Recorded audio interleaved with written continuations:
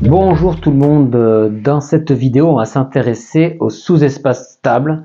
Ça nous est arrivé quand on est tombé sur un oral sur la matrice circulante.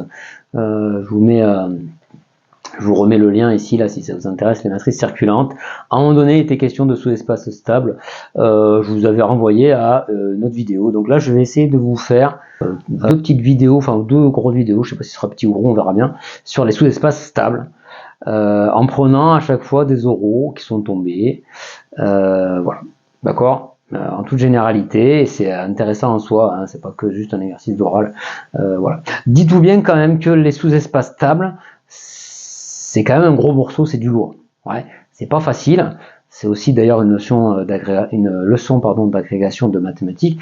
Bon, c'est quand même un gros morceau. Ouais, ne le prenez pas trop à la légère, quand même les sous-espaces stables, c'est voilà, il y a plein de choses qui peuvent arriver. Voilà. Alors dans les vidéos que je vais faire, là, je vais m'intéresser à un cas un peu particulier. On va essayer de s'intéresser à des situations où il n'y a qu'un nombre fini de sous-espaces stables. Ouais. Donc déjà rien qu'avec ça, on peut vraiment s'amuser. Donc dans la première vidéo que je vais faire. Ici, on va s'intéresser à deux oraux, un oral de l'X et un oral de l'ENS, où on va regarder des cas particuliers où il y a un nombre fini de sous-espaces stables. Et puis, ce qui est assez fun, c'est qu'on va carrément les compter. Combien il y en a? Ouais, voilà.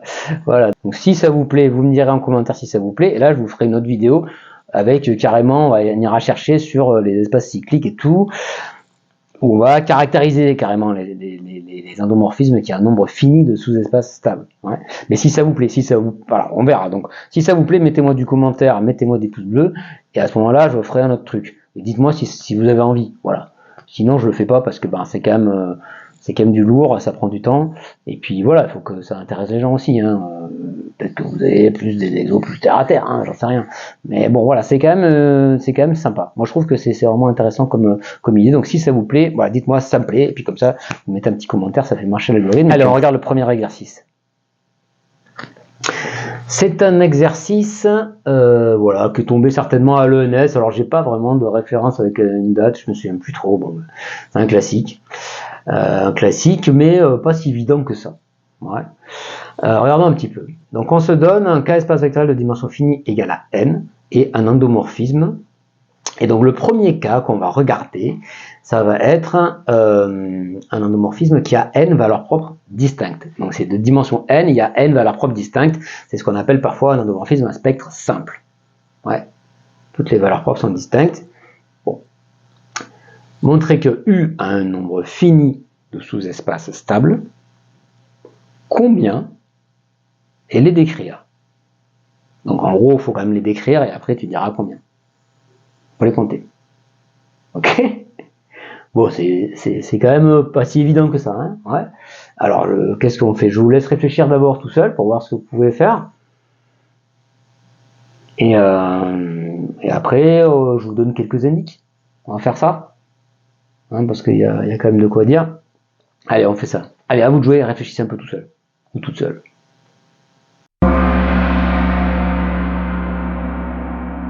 Bien, alors on va commencer par quelques indications. Hein. Qu'est-ce que vous avez, à quoi vous avez pensé? Déjà, il y a quand même un premier truc, vous n'êtes pas sans savoir qu'un endomorphisme à spectre simple, il est diagonalisable, hein, puisque ça vous fait n droites propres sur des valeurs propres différentes, donc elles sont en somme directe, et donc la totale, ça fait, si vous faites la somme de tout ça, ça fait l'espace tout entier. Ouais. Donc déjà, U, il est diagonalisable. Qu'est-ce qu'on peut dire? Voilà, sous-espace stable, on peut envisager la restriction de U à un sous-espace stable. Montrer déjà que la restriction, elle est aussi diagonalisable.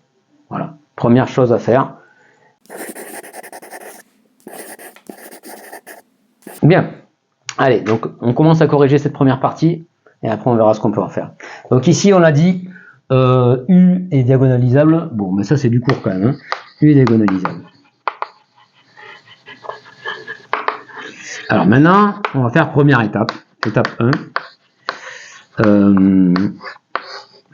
Soit F, un sous-espace vectoriel stable.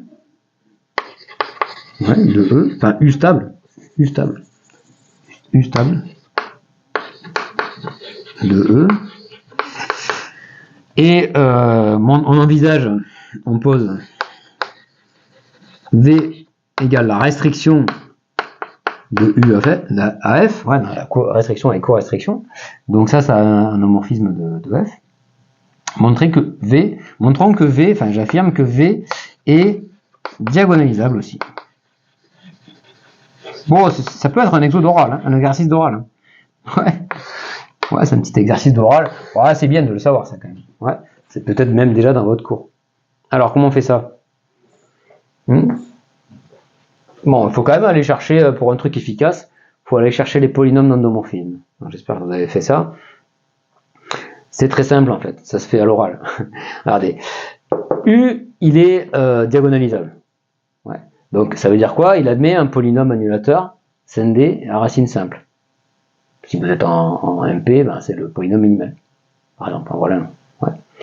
Donc, vous avez la caractérisation, mais si vous êtes en PC aussi, vous avez la caractérisation. Vous n'appelez pas ça un polynôme minimal, mais vous en avez un. Ouais. Et en fait, ce même polynôme, ben, il va annuler V aussi. Donc voilà, alors, on va l'écrire ça. Donc soit P, donc U est diagonalisable, d'où P appartenant à K de X, scindé simple, ouais, scindé simple, vous le dites ça, scindé simple, scindé à racine simple, scindé simple, tel que P de U est égal à 0. 0 L2. D'accord? Mais du coup, ça veut dire quoi? Ça veut dire que, bah, quel que soit X appartenant à E, eh bien, P de U de X égale à 0. 0 de E. Mais ça, si c'est vrai sur E, c'est vrai aussi sur F.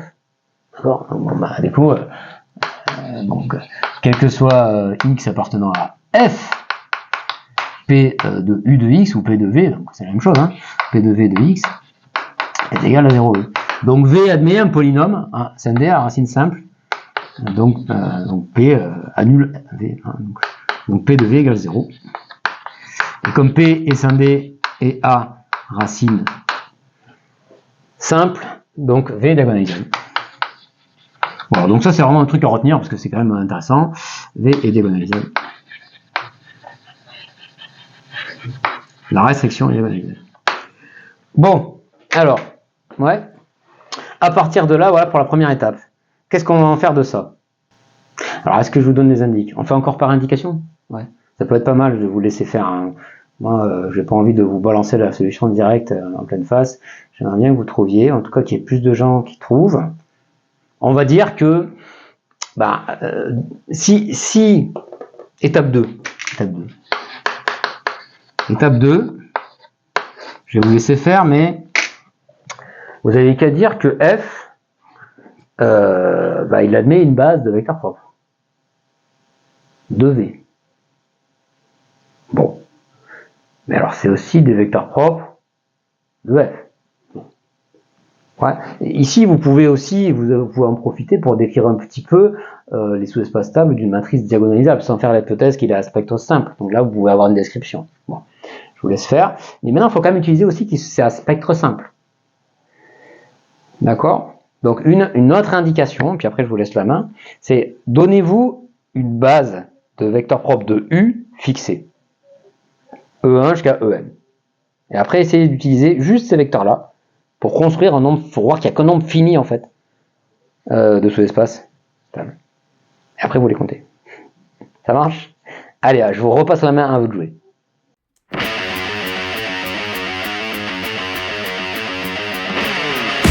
Bien, alors, solution de l'étape 2. J'ai dit tout à l'heure, on se donne, je vous ai conseillé, vous prenez une base de vecteurs propres de U, on va l'appeler E1, En, fixée. Donc ça est fixé, ça nous fait, on va les garder ceux-là, ils sont précieux. Et vous avez, donc je vais noter lambda 1, lambda n, les valeurs propres associées, je ne sais pas si j'en aurai besoin, mais au cas où j'en aurai peut-être besoin. Alors évidemment, on va utiliser la première étape. Donc ici, je me redonne encore, bon, soit F, un sous-espace stable, un espace stable de U. Et qu'est-ce qu'on a dit? On a dit que la restriction de U à F était diagonalisable. Donc F, il admet une base de vecteurs propres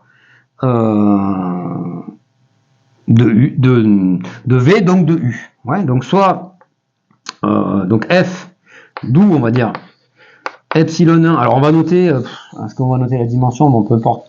Bon, d'où epsilon 1 jusqu'à epsilon k, base de F, construite avec des vecteurs propres,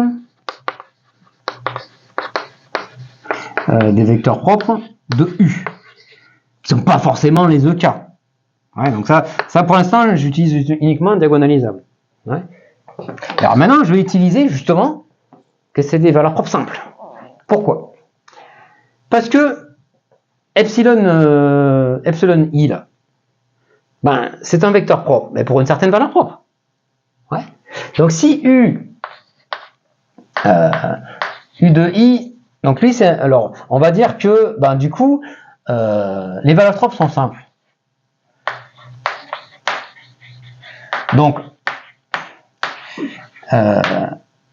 si i appartient à 1K, ouais, 1K, eh bien, regardez, epsilon i, il est proportionnel à 1, puisque l'espace propre associé à epsilon i, il est de dimension 1. Donc c'est proportionnel à 1 des EI, ouais, est égal à lambda RI, ERI, où RI, bah, il appartient à 1N. D'accord? Et comme, bon, voilà, donc comme c'est de dimension 1, donc F, lui, il est égal à vect de epsilon R1 jusqu'à epsilon RK. Vous voyez? Donc F, en fait, je peux le décrire en utilisant juste les vecteurs E1, En. D'accord? Donc si je prends un sous-espace propre, enfin un sous-espace stable, il s'écrit comme ça. Et donc, il fait partie d'un nombre fini de sous-espaces vectoriels. Ouais. Évidemment, si je prends réciproquement des espaces comme ça fait des sous-espaces stables, réciproquement. Ouais. Si je pioche un certain nombre de vecteurs là-dedans, je regarde le vect, c'est stable. D'accord? Bon. Et donc, du coup, qu'est-ce qu'on obtient? On obtient la chose suivante. On obtient que, en fait, les sous-espaces stables, bon, on va peut-être quand même marquer ça réciproquement. Si on prend J, si I est une partie finie, si I est inclus dans un N, ouais, alors, eh bien, vect de l'ensemble des EI pour I appartenant à I est un sous-espace stable. Un sous-espace stable. Un SEV stable. Ok, par U. Donc en fait, on a donc les conclusions. Si on veut décrire les sous-espaces stables, les sous-espaces stables de U par U sont exactement ces sous-espaces. Hein, sont exactement les vects de EI pour I appartenant à I. Voilà, il n'y en a pas d'autres. Et on les a tous écrits. Ok? Voilà pour la description. Et donc en particulier, ils sont en nombre fini. Parce que qu'est-ce que vous pouvez obtenir comme ça? Vous pouvez obtenir qu'un nombre fini de sous-espaces en prenant juste une partie de 1n. Ouais. Alors combien il y en a maintenant? Donc du coup, on en dit qu'ils sont en nombre fini. Il n'y en a qu'un nombre fini.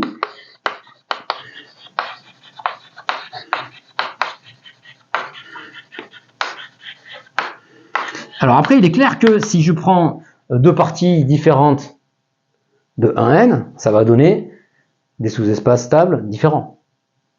Ouais. Ok. Parce qu'ils sont associés à des valeurs propres différentes. D'accord. Et donc du coup, eh bien, il y en a combien? Ben, il y en a autant que de parties de 1n. Donc, cardinal de l'ensemble des parties de 1n, c'est quoi déjà? c'est 2 puissance n. Donc conclusion, il y a 2 puissance n sous-espace stable par U. D'accord? Voilà. Alors vous allez me dire, oui, mais comment on trouve E comment on trouve E et l'espace nul? Alors E, bon, bah, il suffit de prendre les prendre tous, E1, En, et l'espace nul, eh ben, ça correspond à la partie vide. La partie vide, ben, vecteur de vide, ouais, donc partie, si I est vide, ça fait vide, vecteur de vide, ça fait 0. C'est le vecteur, enfin, le singleton nul. D'accord? Donc c'est bon. 2 puissance n sous espace stable. Voilà pour ce premier exercice. Alors on continue avec un deuxième exercice d'oral. Cette fois qui est tombé à l'X. Voilà, attention, ça commence à chauffer un petit peu dans ces oraux là. Alors vous allez voir, c'est marrant, c'est un autre exemple, mais qui est diamétralement opposé. Vous allez comprendre pourquoi. On regarde l'énoncé. C'est un autre exemple où il y a un nombre fini de sous-espaces stables, mais qui est diamétralement opposé par rapport à l'exemple précédent. On se donne un K espace vectoriel de dimension finie égale à n, comme tout à l'heure, et puis cette fois-ci, on se donne un endomorphisme nilpotent d'ordre n. Donc vous voyez, nilpotent non nul, et ben du coup, il n'est pas diagonalisable, alors que tout à l'heure, c'était carrément diagonalisable à spectre simple. Donc ça semble complètement différent. Pourtant, on va voir qu'il y a quand même un nombre fini de sous-espace stable. Alors, qu'est-ce qu'il faut montrer? Montrer que U admet exactement, encore une fois, on va les compter, c'est ça que j'aime bien, je trouve ça énorme, exactement n plus 1 sous-espace stable, et que, alors en plus là on vous les donne, donc c'est déjà un peu plus fun, enfin un peu plus simple, je sais pas si c'est si simple que ça, que ce sont les ker U puissance k. Alors au début je voulais vous faire des généralités sur les sous-espaces stables. Oui, dites-moi si vous voulez quelques petites généralités quand même, parce que c'est vrai que bon, j'hésite à commencer comme ça par des petits rappels ou un petit peu de genre de cours. Donc vous me direz si dites-moi ça dans les commentaires si vous voulez des trucs comme ça. Et à ce moment-là, pour la deuxième vidéo là que j'ai prévue pour les sous-espaces stables, je commencerai par vous faire des petits rappels. Ouais. Dites-moi si ça vous plaît ou si vous voulez juste quoi, que des euros, on s'en fout, un peu des euros quoi. Ouais. À vous de me dire. Donc voilà, montrer que ce sont les ker UK. Ouais.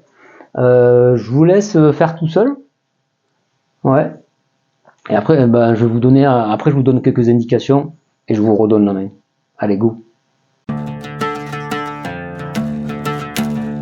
Alors, indication. Ouais. Alors bon, déjà, vous savez que les ker UK, donc ça je l'ai pas dit dans les rappels, mais les ker UK, ils sont stables par U. Pas très dur à vérifier, hein, c'est élémentaire. Ouais, vous avez aussi les images de U puissance k qui sont stables par U, enfin il n'y a pas que ça, mais bon. Voilà, donc en tout cas c'est clair que ce sont des sous-espaces stables. Alors, indication, parce que c'est quand même un peu costaud là. Ouais, alors vous allez commencer par vous occuper des ker UK, puis après on verra qu'il n'y en a pas d'autres. Ok, donc vous allez montrer, première étape, indication et étape 1. Montrer que quel que soit k appartenant à 0n, eh bien la dimension de ker UK est égale à k. Ça veut dire, bon, ker U est de dimension 1, ker U2 de dimension 2, etc., jusqu'à ker UN.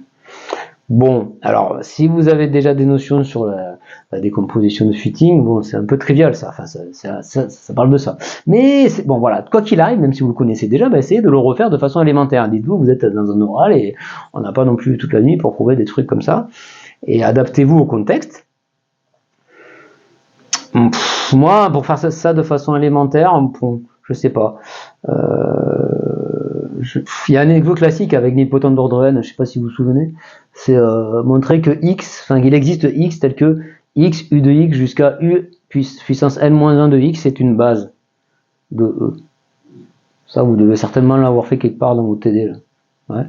Bon, voilà, donc essayez de voir avec ça. Ben voilà, commencez par faire ça. À vous de jouer.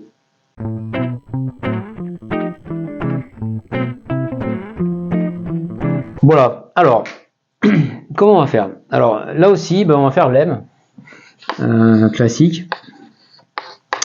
Si x, enfin, soit, bon, on sait que il est nilpotent d'ordre n, ça veut dire que un est non nul, n'est pas égal au 0. Donc, on en déduit, enfin, lemme, on verra ça tout à l'heure, d'où un certain x, d'où x appartenant à E, tel que un certain x appartenant à E, tel que un de x est différent de 0. Ah, sinon un serait nul. C'est l'ordre de l'idempotence. Bon. Et donc lemme classique, sinon faites-le hein, si vous êtes débutant. La famille x, u de x, u carré de x, etc. jusqu'à un de x, et ben c'est une base.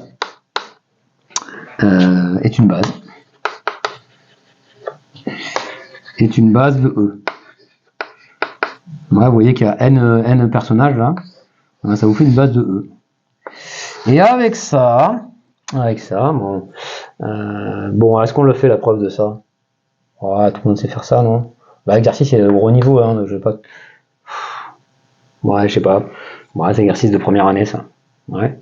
Vous envisagez une combinaison linéaire, et puis bon, voilà. Bon, je le refais pas. Si vous êtes, si vous voulez, je vous le ferai pour les premières années, je vous le referai. D'accord? Donc sinon, allez voir dans votre TD, je suis sûr qu'il y est, je suis sûr que votre prof, il vous l'a fait. Donc ça, c'est une base de E.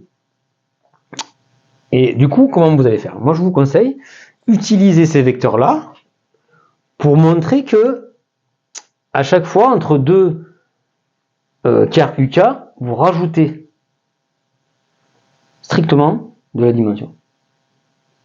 Moi, je trouve que c'est le plus simple. Sans aller dans des trucs de décomposition, de fitting et tout, bon, sans aller là-dedans. Ouais. Alors faites pause, là, si vous n'avez pas trouvé. Utilisez ça. Ok. Allez, moi je continue. Alors, les noyaux, vous savez, les noyaux itérés, ils sont inclus les uns dans les autres. Donc ça, vous savez que plus tu appliques U, plus tu as de chances d'éliminer des gens. Ouais. Donc en fait, car U, évidemment, il est inclus dans car UK, U carré. Ouais. Puisque si U de x égale 0, U carré de x égale 0, etc. Jusqu'à car UN, qui vaut. Comme UN vaut 0, son noyau c'est tout. Donc c'est l'espace tout entier. Ouais. Donc on va noter. Alors c'est peut-être avant ça, regardez. On va regarder ce qui se passe. Regardez maintenant. Dans car U, il y a qui d'intéressant? En car U, il y a UN-1 de x. Comme UN vaut 0, UN. Voilà. Donc ça c'est un vecteur non nul, UN-1 de x, par hypothèse. Et puis, voilà. Donc là, il y a UN-1 de x. Bon. Et maintenant là-dedans, lui, là-dedans, il y a aussi UN-2. Là, il y a UN-1 évidemment, mais il y a UN-2 de x. UN-2 de x. Parce que quand tu appliques U2, ça fait UN de x. Mais par contre, lui, il n'est pas dans KRU. Ok? Voilà. Et il n'est pas dans KRU. Et donc, en fait, ça me rajoute une dimension de plus pour lui. Etc. Ici, vous avez UN-3 de x, qui est dans KRU3, mais qui n'est pas dans KRU. Donc, en fait, vous voyez que l'inclusion KRUK, il est inclus dans KRUK plus 1 de x, et il est aussi différent. On dit inclus différent. Vous connaissez cette notation, hein? Ouais. Car U, qu'est-ce qu'on a dit? N-K plus 1 de x appartient à ker UK plus 1, mais n'appartient pas, le même là, là il n'appartient pas à ker UK. Ah, parce que si tu appliques UK, ça fait UN-1 de x, qui n'est pas nul. D'accord? Donc à chaque fois tu grimpes strictement. Donc maintenant qu'est-ce qu'on va faire? On va noter, on note dk la dimension de ker UK.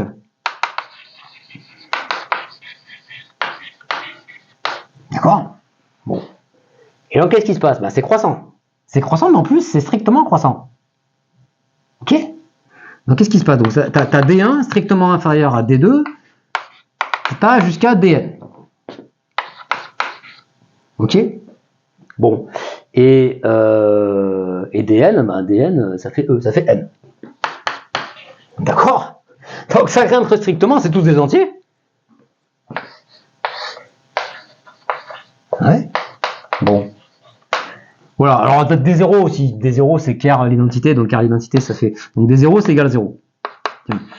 Et là, ça grimpe à chaque fois. Hein. Tac, ça grimpe strictement. Bon, bah, il n'y a pas le choix. Hein. Il n'y a pas le choix. Il n'y a pas le choix.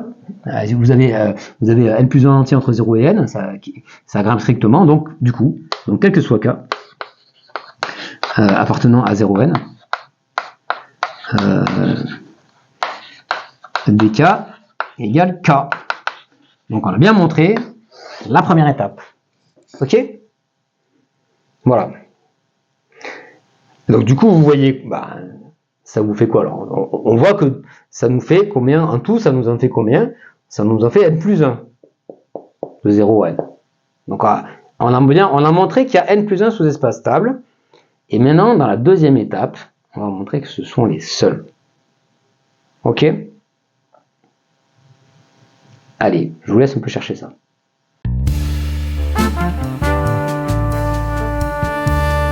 Bon, alors, vous avez trouvé? Et vous avez vu quand même, regardez, la première étape. En soi, c'est un exercice intéressant.